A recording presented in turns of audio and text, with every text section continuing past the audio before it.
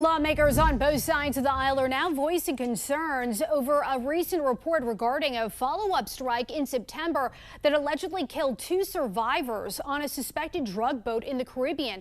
Some even suggesting it could constitute a war crime. The National News Desk, Jeff Harris, joins us. In this report, Jeff, it alleges Secretary of War Pete Hegseth ordered U.S. forces to kill anyone who survived the strike. Break down the details. So the White House is pushing back on the report from the Washington Post, claiming Hegseth ordered U.S. forces to kill any survivors. The administration saying the Secretary of War authorized a Navy admiral to conduct that follow-up strike who, quote, worked well within his authority and the law.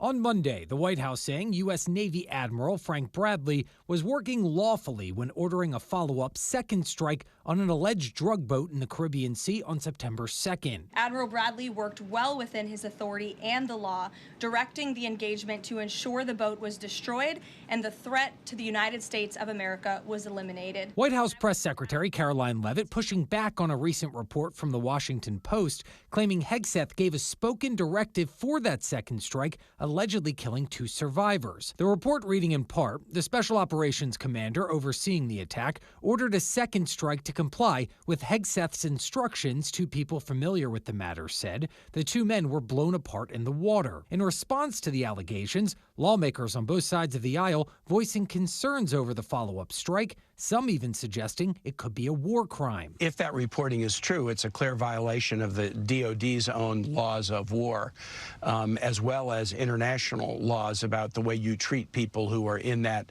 circumstance. Obviously, if that occurred, that would be very serious, and I agree that would be an illegal act. Both the Senate and House Armed Services Committees announcing they're launching inquiries into the strikes. Senate Chairman Roger Wicker saying he's spoken directly with Hegseth, but they still don't know if 2 survivors were killed. I do think we'll get that information, and we're certainly going to have available to us all of the audio and all of the video. Meanwhile, Senator Mark Warner, the top Democrat on the Senate Intelligence Committee, says a full briefing with Admiral Bradley is currently being scheduled for this week. We've got to get to the bottom of this. We also need to find out why the administration has not released the unedited version of the video. President Trump also speaking from Air Force One Sunday, backing Hegseth, saying he will look into the reports, but Hegseth denied ordering a second strike to kill 2 people. I don't know anything about it. He said he did not say that, and I believe him 100%.